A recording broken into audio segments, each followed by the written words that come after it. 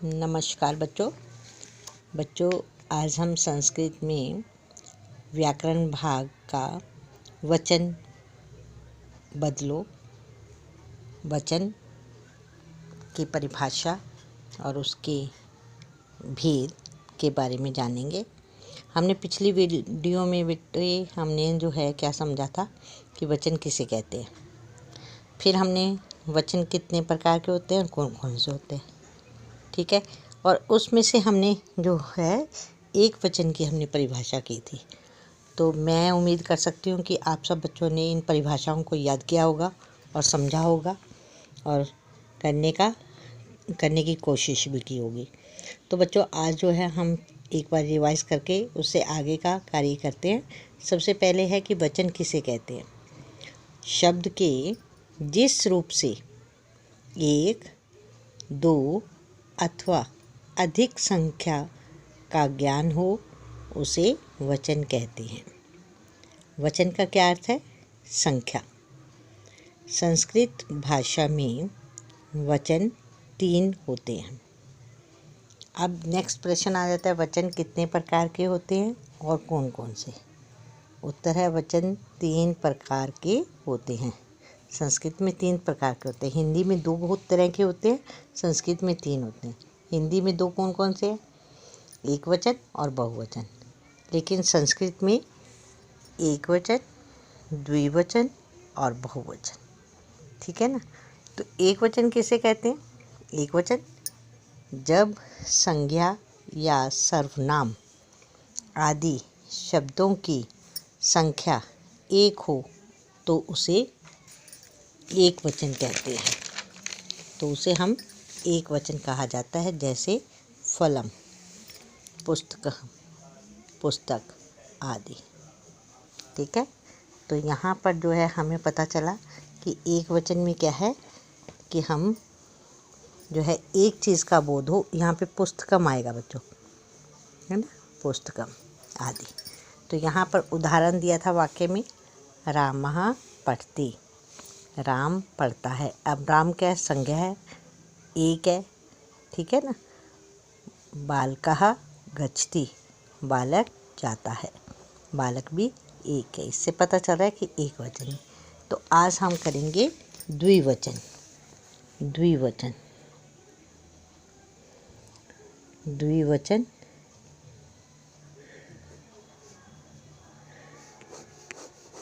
द्विवचन में जिससे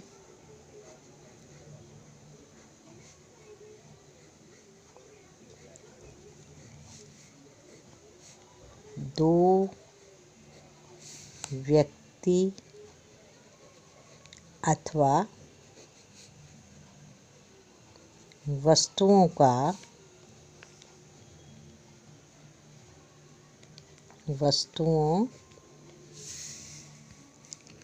का ज्ञान हो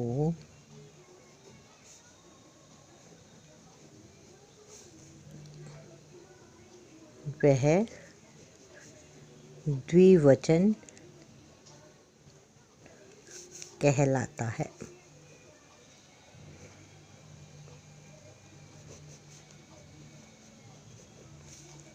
जैसे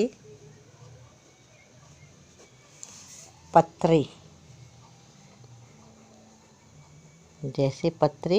यानी कि 2 पत्र।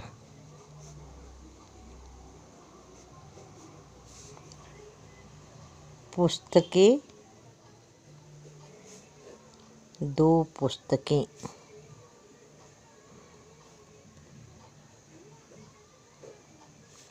फले 2 फल।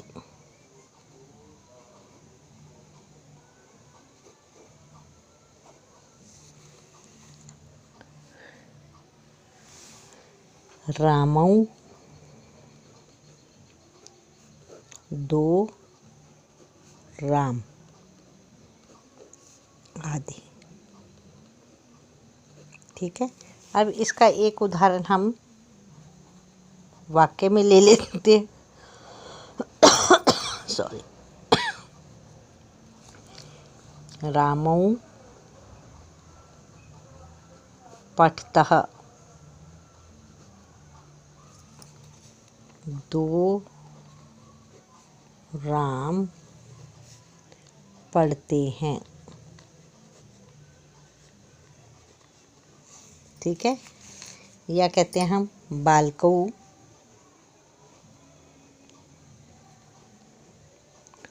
गच्छतः,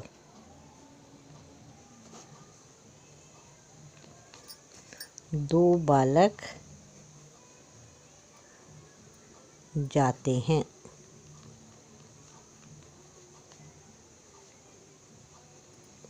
ठीक हो गया।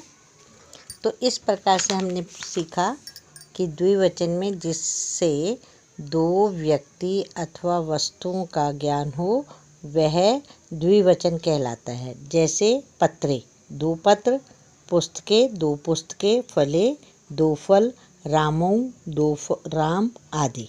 उदाहरण के तौर पर जो है रामौ पठतः, 2 राम पढ़ते हैं।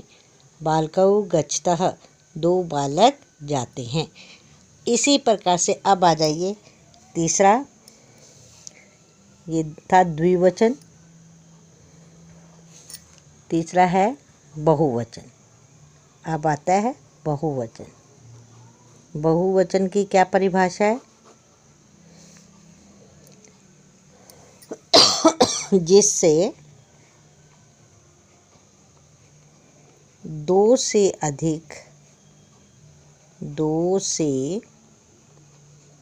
अधिक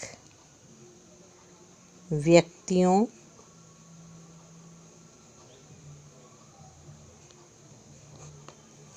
अथवा वस्तुओं का ज्ञान हो उसे बहुवचन कहते हैं। उसे बहुवचन कहते हैं।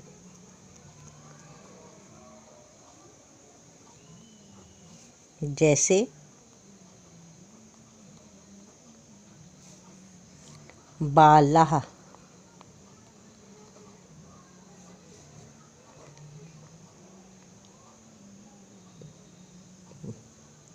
बालक, फलानी, फलानी बहुत फल,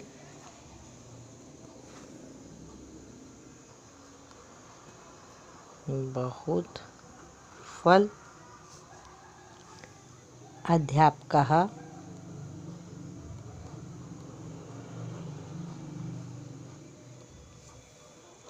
बहुत अध्यापक।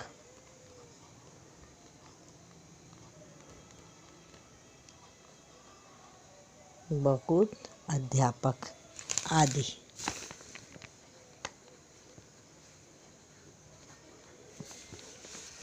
अब इसका उदाहरण क्या है?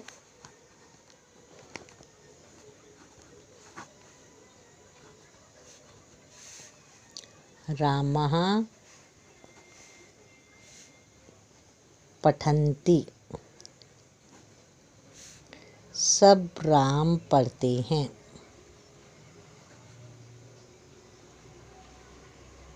पढ़ते हैं। दूसरा, बालकः गच्छन्ति,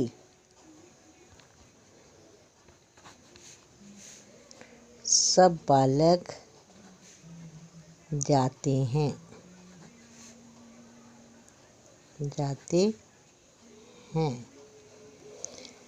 तो इस प्रकार हमने देखा कि एक वचन के साथ क्या है कि एक चीज़ का बोध होता है।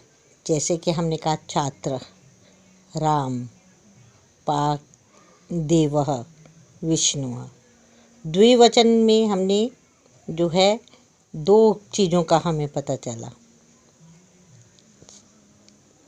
एक वचन में जो है हमें जैसे पत्रम, फलम, पुस्तकम आदि का पता बोध होता है। और द्विवचन में जिसमें 2 चीज़ों का पता चलता है, दो वस्तुएं होते हैं या दो व्यक्ति होते हैं, जैसे पत्रे, पुस्तकें, फले आदि। और बहुवचन में दो से अधिक व्यक्ति या वस्तुओं का ज्ञान होता है, उसे हम जो है बहुवचन कहते हैं, जैसे कि रामः, बालः, छात्राः, है ना। तो ये क्या है, सब के सब बहुवचन है। तो अब इसमें संक्षेप में यह है कि एक वस्तु का ज्ञान एक वचन है, बहुवचन का अर्थ है अनेक वस्तुएं, और इसका हमें पता चलता है। तो एक से ज़्यादा है तो हम बहुवचन लगाएंगे, और दो हैं तो द्विवचन लगाएंगे, एक चीज़ है तो हम जो है उसमें एक वचन लगाएंगे। ठीक है।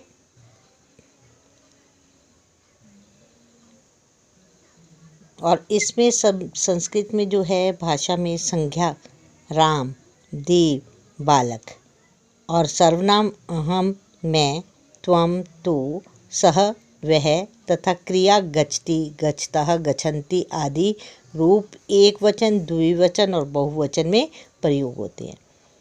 ठीक है ना। तो ये मैं आगे भी बताऊंगी आपको, जब हम काम करेंगे तब हम इसके बारे में जानकारी प्राप्त करेंगे। तो बच्चों आज हम यहीं तक करेंगे। आज आपने वचन को अच्छी तरह से याद करना है और लिख कर देखना है, इनके तीनों भेदों को अच्छी तरह से समझना है। तो कल फिर मिलते हैं, तब तक के लिए नमस्कार बच्चों।